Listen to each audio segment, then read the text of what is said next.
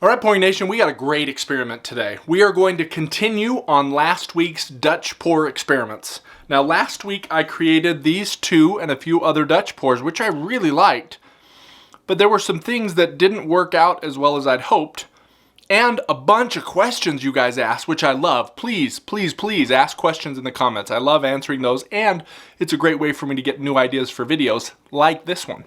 And I will link the description in the card above and below on this video so you can watch it after. I got a lot of questions on, well, what about if I don't blow the white paint over the top of the paint before I do the blowout? Or what if I use a straw instead of my mouth because the mouth is too hard or whatever the case may be? So we're gonna do 6 experiments.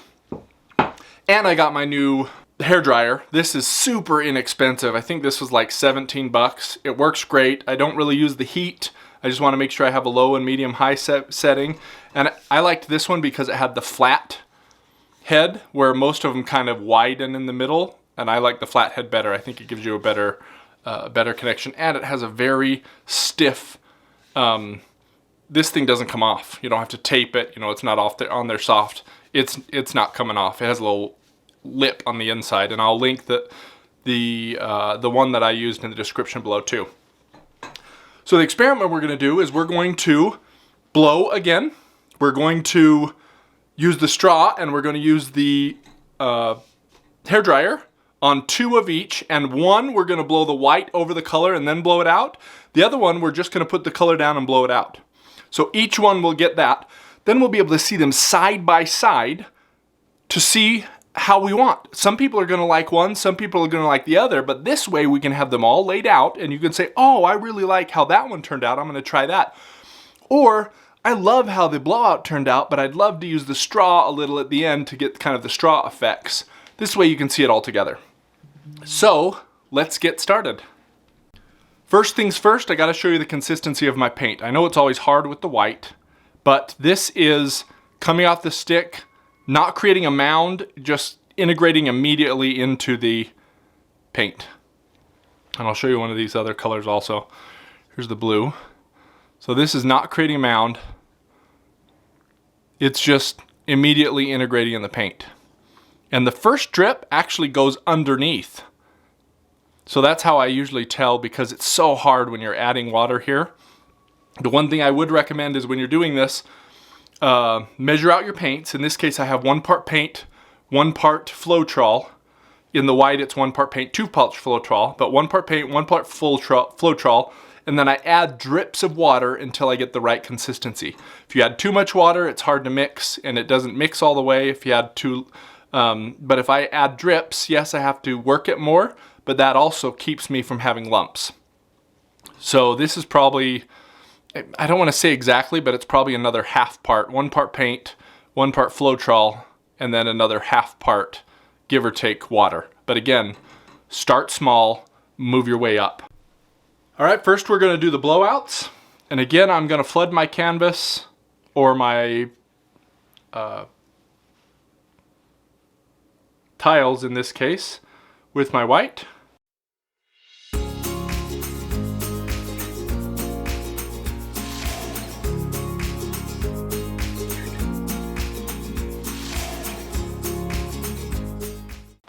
All right, so what we're going to do here is just a little bit of paint for each. I'm going to start with blue.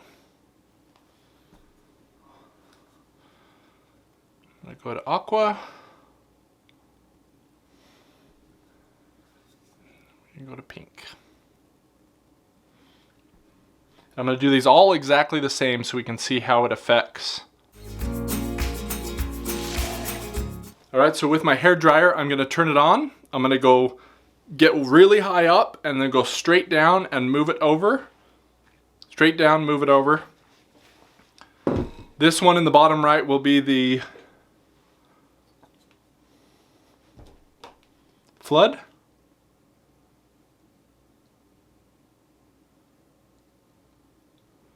The top right, we're not going to flood.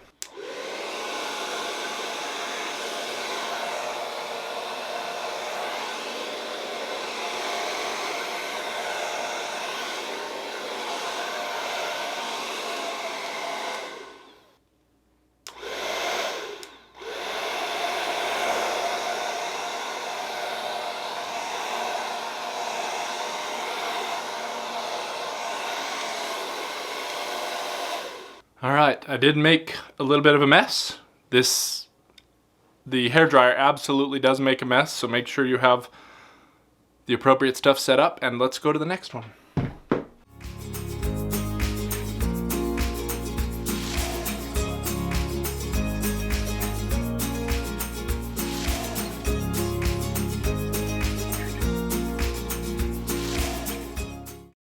So these ones I'm going to blow out manually.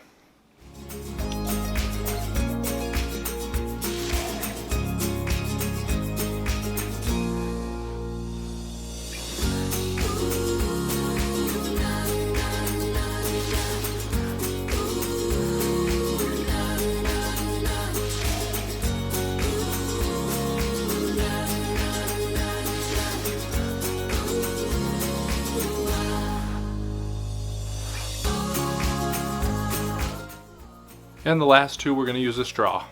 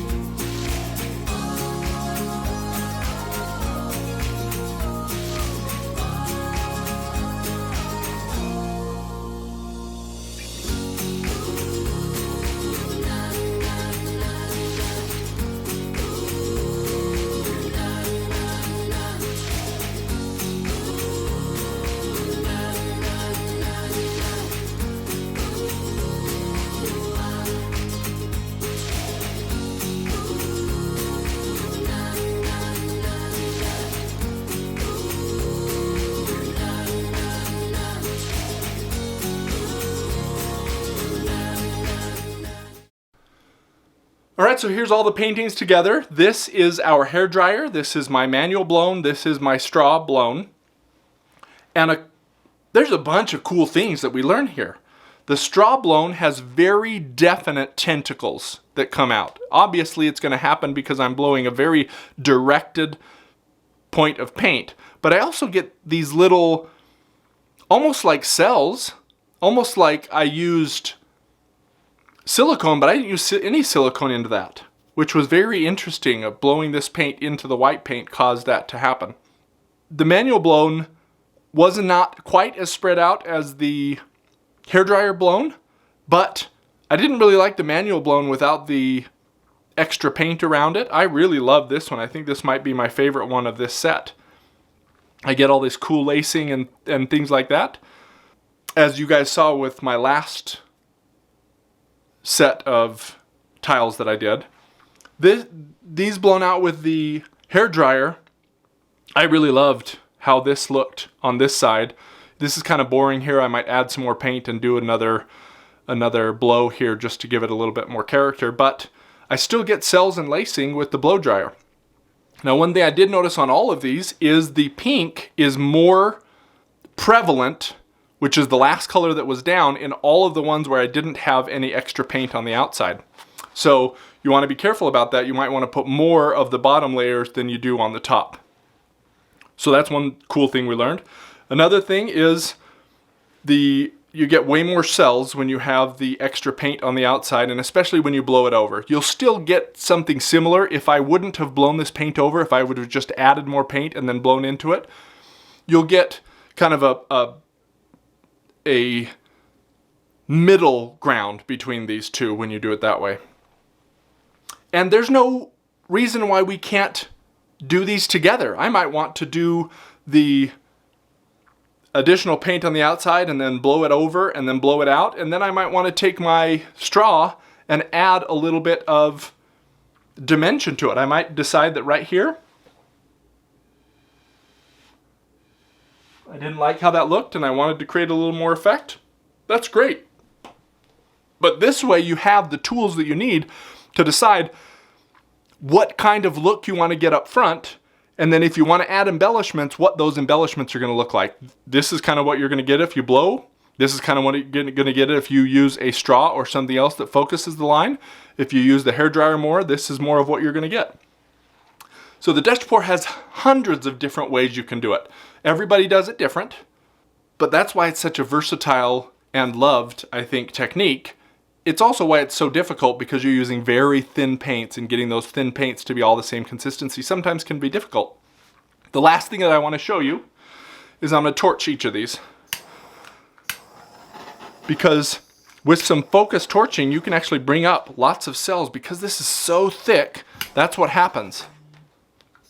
So if I decide I didn't really like how this looks over here,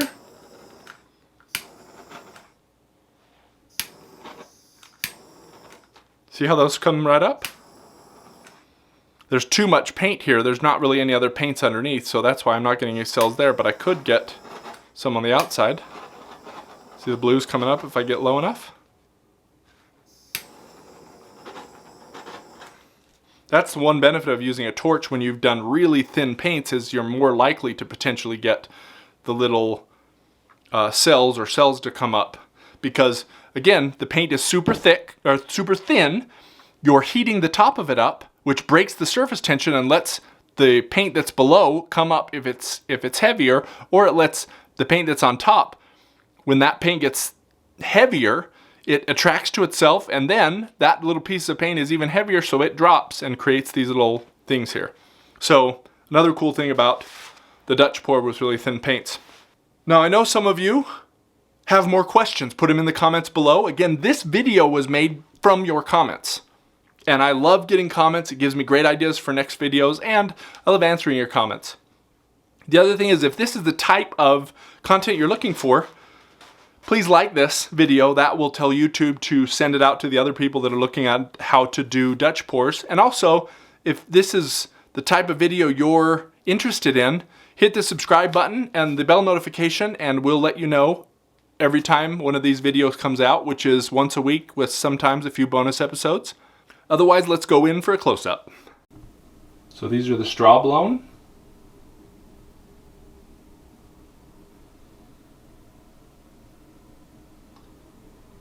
And the mouth blown. I really love this one.